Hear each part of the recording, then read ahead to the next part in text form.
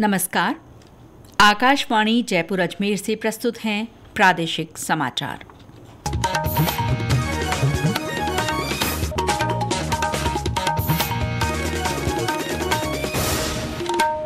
मुख्य समाचार। चुनाव आयोग ने 12 जिले की अंता विधानसभा सीट पर 11 नवंबर को चुनाव कराने की घोषणा की। बिहार विधानसभा के चुनाव 2 चरणों में होंगे।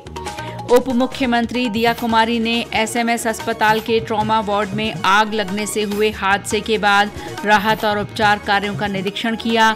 जांच के लिए 6 सदस्यीय कमेटी गठित। मुख्य सचिव सुधांशु पंत ने खांसी की दवा के वितरण और उपयोग पर सख्त निगरानी रखने के निर्देश दिए। और प्रदेश में राजधानी जयपुर सहित कई स्थानों पर तेज बारिश। मौसम विभाग ने 8 अक्टूबर से बारिश का दौर थमने की संभावना जताई। समाचारों के साथ मैं शीला चावला और अब समाचार विस्तार से। चुनाव आयोग ने 12 जिले की अंता विधानसभा सीट के उपचुनाव का कार्यक्रम घोषित कर दिया है। ये उपचुनाव 11 नवंबर को करवाया जाएगा। इसकी अधिसूचना 13 अक्टूबर को जारी की जाएगी। उपचुनाव के लिए उम्मीदवार 20 अक्टूबर तक नामांकन पत्र भर सकेंगे। मतगणना 14 नवंबर को होगी। गौरतलब है कि अंता विधानसभा सीट विधायक कंवर लाल मीणा की सदस्यता रद्द होने के बाद खाली हुई थी। चुनाव आयोग ने बिहार विधानसभा की 243 सीटों के चुनाव 2 चरणों में कराने की घोषणा की है। मुख्य निर्वाचन आयुक्त ज्ञानेश कुमार ने नई दिल्ली में एक प्रेस कॉन्फ्रेंस में बताया कि मतदान 6 और 11 नवंबर को करवाया जाएगा।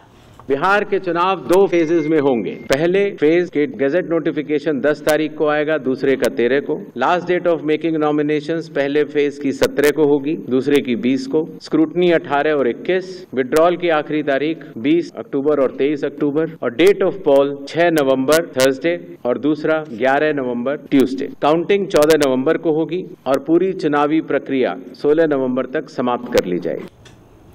उप मुख्यमंत्री दिया कुमारी ने आज एसएमएस अस्पताल पहुंचकर ट्रॉमा वार्ड में आग लगने से हुए हादसे के बाद चल रहे राहत और उपचार कार्यों का निरीक्षण किया। उन्होंने डॉक्टरों से मुलाकात की और घायलों से वार्ड में जाकर उनकी कुशलक्षेम पूछी। उन्होंने डॉक्टरों को मरीजों के इलाज की व्यवस्था चाक चौबंद रखने के निर्देश दिए। दिया कुमारी ने हादसे को बेहद पीड़ादायक बताते हुए कहा कि सरकार प्रभावित परिवारों के साथ पूरी सहानुभूति रखती है। पुलिस महानिदेशक राजीव शर्मा ने भी वरिष्ठ अधिकारियों के साथ घटनास्थल का निरीक्षण किया। उन्होंने कहा कि पुलिस भी विभिन्न एजेंसियों के सहयोग से इस घटना की जांच कर रही है। किस तरह से ये हादसा हुआ उसकी तह तक जाने के लिए हमने पुलिस आयुक्त जयपुर को कहा है कि इसकी पूरी गहराई से इन्वेस्टिगेशन किया जाए और उसमें एफएसएल और फायर डिपार्टमेंट की मदद के साथ तीनों मिलके इस घटना के कारणों की पूरी तरह से जानकारी लें और साथ ही साथ जो जांच हो तो ये भी उसमें आए कि भविष्य में इस तरह की दुर्घटना ना हो तो क्या और सावधानियां बरती जा सकती हैं, उस बारे में एक स्पेशल टीम कमिश्नर साहब ने बनाई है ताकि जो भी घटनाक्रम रहा वो पूरी तरह से उसका खुलासा हो सके। इस बीच उपराष्ट्रपति सीपी राधाकृष्णन ने इस हादसे पर शोक व्यक्त किया है। एक सोशल मीडिया पोस्ट में उपराष्ट्रपति ने उन लोगों के लिए शक्ति की प्रार्थना की जिन्होंने अपने प्रियजनों को खो दिया है और घायलों के शीघ्र स्वस्थ होने की कामना की है। वहीं प्रदेश भाजपा अध्यक्ष मदन राठौड़ ने कहा कि सरकार हर पीड़ित तक राहत पहुंचाने के लिए तत्पर है। गौरतलब है कि ट्रॉमा सेंटर के आईसीयू में शॉर्ट सर्किट से लगी भीषण आग के कारण 6 रोगियों की मौत हो गई। सभी मृतकों की पहचान की जा चुकी है। सरकार ने घटना की जांच के लिए चिकित्सा शिक्षा आयुक्त की अगुवाई में 6 सदस्यीय कमेटी गठित की है जो आग लगने के कारणों और सुरक्षा उपायों की विस्तृत समीक्षा कर रिपोर्ट सौंपेगी। मुख्य सचिव सुधांशु पंत ने खांसी सिरप डेक्स्ट्रोमेथॉर्फन की गुणवत्ता को लेकर चिकित्सा और स्वास्थ्य विभाग के अधिकारियों के साथ एक महत्वपूर्ण बैठक की। उन्होंने राज्य में खांसी की दवा के वितरण और उपयोग पर सख्त निगरानी रखने के निर्देश दिए। श्री पंत ने स्पष्ट किया कि यदि कोई दवा अमानक पाई जाती है तो निर्माताओं के खिलाफ सख्त कार्रवाई की जाएगी और किसी भी लापरवाही के लिए जिम्मेदारी तय होगी। चिकित्सा विभाग की प्रमुख शासन सचिव गायत्री राठौड़ ने बताया कि सरकार ने 4 साल से छोटे बच्चों और विशेषकर 2 साल से छोटे बच्चों को ये दवा न देने की केंद्र की एडवाइजरी का सख्ती से पालन सुनिश्चित करने के निर्देश दिए हैं। खाद्य और नागरिक आपूर्ति विभाग ने गिव अप अभियान को 31 अक्टूबर तक बढ़ा दिया है। ये अभियान खाद्य सुरक्षा सूची में सम्मिलित अपात्र व्यक्तियों को स्वेच्छा से नाम हटवाने का अंतिम अवसर देता है। विभाग ने स्पष्ट किया है कि आखिरी तारीख के बाद सूची में रहने वाले अपात्र व्यक्तियों से प्राप्त खाद्यान्न की वसूली सहित ब्याज सहित की जाएगी और उन पर दंडात्मक कार्रवाई होगी। जलदाय मंत्री कन्हैयालाल चौधरी ने कहा है कि प्रधानमंत्री के हर घर जल पहुंचाने के संकल्प को पूरा करने की दिशा में प्रदेश में पूरी लगन से काम किया जा रहा है। श्री चौधरी आज भीलवाड़ा जिले के दौरे पर थे। उन्होंने मांडल विधानसभा क्षेत्र के पालड़ी गांव में 14 उच्च जलाशयों का लोकार्पण और शिलान्यास किया। उन्होंने विश्वास दिलाया कि आने वाले दिनों में प्रदेश के हर घर को नल से जल मिलेगा। उन्होंने अधिकारियों से कहा कि हर घर नल योजना में किसी तरह की लापरवाही बर्दाश्त नहीं की जाएगी। ये समाचार आकाशवाणी जयपुर अजमेर से प्रसारित किए जा रहे हैं। प्रादेशिक समाचार बुलेटिन आप हमारे एक्स हैंडल @AIR_News_जयपुर, YouTube channel Rajasthan AIR news और फेसबुक AIR न्यूज़ राजस्थान पर भी सुन सकते हैं। प्रदेश में आज राजधानी जयपुर सहित कई इलाकों में बारिश का दौर जारी है। मौसम विभाग के अनुसार पश्चिमी विक्षोभ के सक्रिय बने रहने के कारण कई संभागों में आज मेघ गर्जन के साथ तेज बारिश हुई है।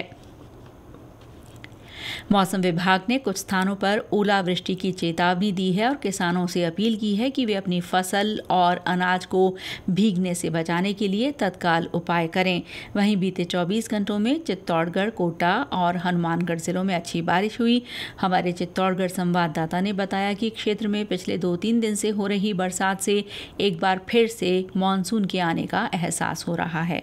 चित्तौड़गढ़ जिले में मानसून के विदा होने के एक सप्ताह बाद भी मौसम का मिजाज लगातार बदल रहा है। जिले में विगत 2-3 दिनों से कई स्थानों पर मध्यम और तेज बरसात देखने को मिल रही है। जिले में इस मानसून सीजन में औसत 750 मिलीमीटर वर्षा के मुकाबले अब तक 1007 मिलीमीटर वर्षा हो चुकी है। इन दिनों हो रही बरसात से खेतों में पड़ी फसलों को भी खराबा हुआ है। मौसम विभाग ने चित्तौड़गढ़ में 8 अक्टूबर तक येलो अलर्ट जारी किया है। अजय सिंह, आकाशवाणी समाचार, चित्तौड़गढ़।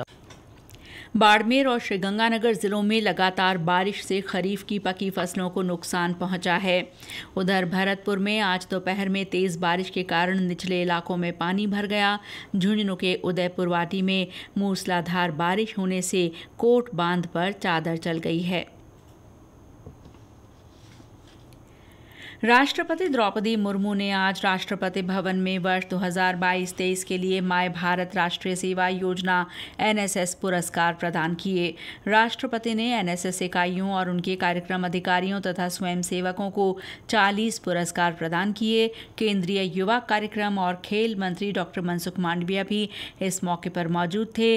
NSS एक केंद्रीय योजना है। स्वैच्छिक सामुदायिक सेवा के जरिए युवा विद्यार्थियों के चरित्र और व्यक्तित्व का विकास करने के मुख्य उद्देश्य के साथ वर्ष 1969 में इसका शुभारंभ किया गया था। केंद्रीय सड़क परिवहन और राजमार्ग मंत्री नितिन गडकरी ने कहा है कि भारत को एक विकसित राष्ट्र बनाने में शिक्षा की महत्वपूर्ण भूमिका होगी। वे आज नई दिल्ली में 20वें फिक्की उच्च शिक्षा शिखर सम्मेलन 2025 को संबोधित कर रहे थे।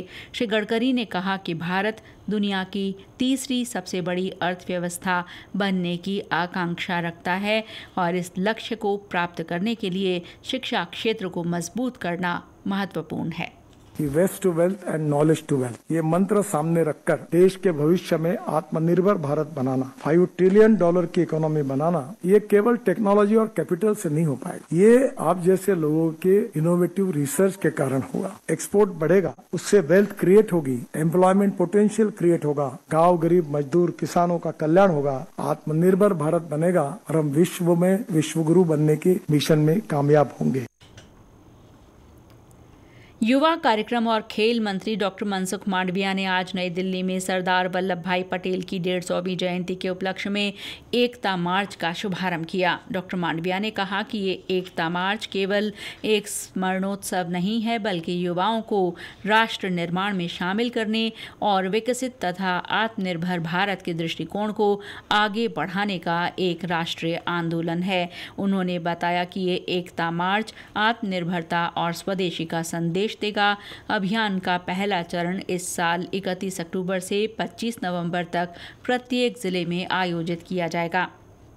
प्रदेश भर में आज शरद पूर्णिमा का पर्व धार्मिक उल्लास और श्रद्धा के साथ मनाया जा रहा है। श्रद्धालुओं ने मंदिर में पहुंचकर दर्शन किए और विशेष पूजा अर्चना की। ब्रज क्षेत्र भरतपुर में किला स्थित बिहारी जी मंदिर में इस मौके पर करीब 200 किलो खीर प्रसाद के लिए तैयार की गई है। और जानकारी हमारे संवाददाता से।